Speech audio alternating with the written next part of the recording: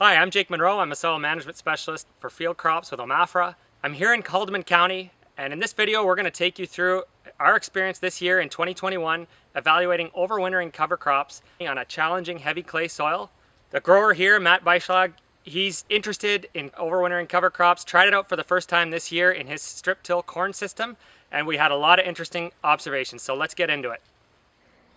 Yeah, my name is Matt Beischlag, farm with our family down here in Hagersville, Ontario. We're kind of a mixed farm of broiler chickens and cash cropping, or growing corn, soybeans, wheat, a little bit of red clover for seed, and trying some barley and stuff. What we did this past year, the last couple of years, is what we tried to do is trying to get some cover crops incorporated other than the red clover in our normal wheat rotation. We're pretty flat profile around here, but we are still seeing some real erosion from the tillage, fall tillage, and once we get into spring, we're seeing a little bit of erosion, the real erosion in our fields, and we kind of like to stop that. So we've started bringing in different crops of rye, bin run oats, and a little bit of turnip and radish we tried this past year.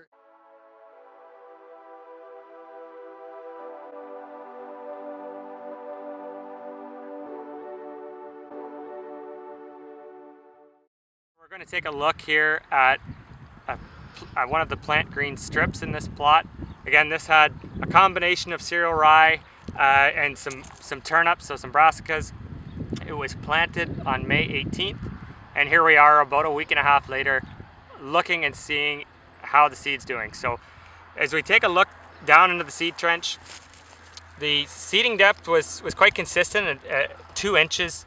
And we can see that we've got some variability here. So there's seed that has basically not taken in any water. It's just sitting there dry, waiting for moisture to germinate. We've got a seed here that has germinated, starting to poke up. And then we've got some more intermediate situations here where seed's just sent out its radicle, but it's in desperate need of some moisture to be able to get going. So we've taken 5 steps to the right, and we're in one of the fall terminated strips. You can see the soil behind me is more or less bare, at least in comparison to the plant green strip. And we've got corn that's actually already popped up, relatively uniform, and already has a leaf collar up.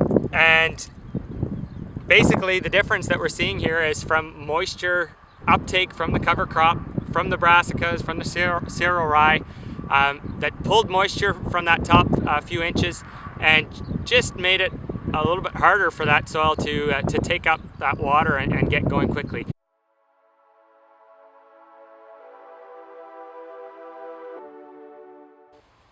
Okay, so what we're seeing here is that in the strip where we had that cover crop overwinter, we planted into and then sprayed off a day and a half later, the corn is 1 to 2 leaf stages behind.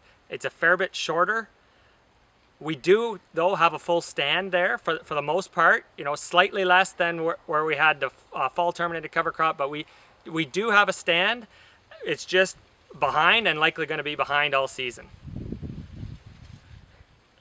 So we're here on August 5th. We've checked in on the plot for a 3rd time, and we have really seen the corn come along across all treatments, but there's no doubt there's a really massive difference in terms of corn development, height, as well as certainly seeing some gaps in the stands in both the crimson clover treatment as well as the overwintering cover crop treatment. So at the end of the day, that treatment that had the cover crop sprayed off in the fall, it's continued to look the best. It tasseled early. It's at the R2 growth stage, so those silks are brown now, whereas in the overwintering cover crop strips, we're at that R1 stage, still with fresh silks. And in the crimson clover treatment, where we again had some challenges with dry soil, we're actually not even at the R1 stage. We're just about to start tasseling. Here we are in the field, August the 5th. We just finished Y dropping and spraying Mirvis on here 2 days ago.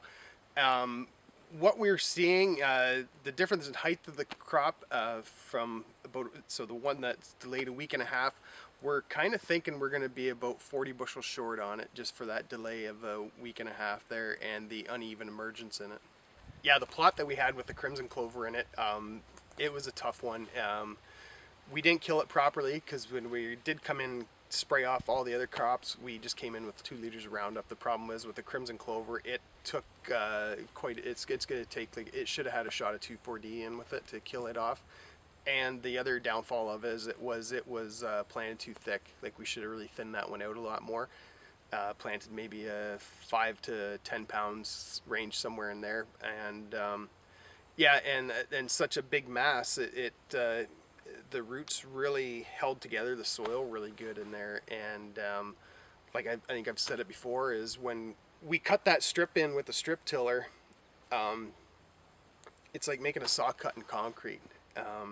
The roots, the structure of the roots in the crimson clover held the soil together, and when that soil dried out, that strip that we made, it cracked. It ran a 1-inch crack right up that middle of that strip, and when we planted into it, I'm sure we lost some seeds that went right down the crack, and who knows where they ended up. But that was the problem with that. The roots were too good in the crimson clover.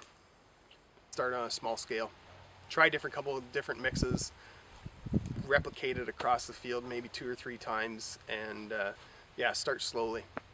So there certainly are risks associated with overwintering cover crops, whether it be rye or surprises like turnip or radish that we saw this year that came through winter.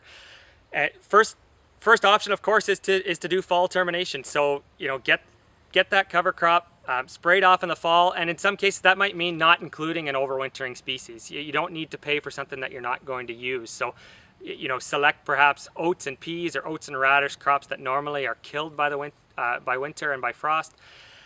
Second option would be if you want to include an overwintering species like cereal rye, maybe for its weed management benefits or for some soil moisture management in the spring, consider spraying that off early in the spring. If that's not possible, back off or minimize the seeding rate so that you've got a much more modest stand, and that can make management more flexible in the spring, and you're much less likely to get into a scenario where you have the soil moisture being depleted so badly like we saw in this field this year.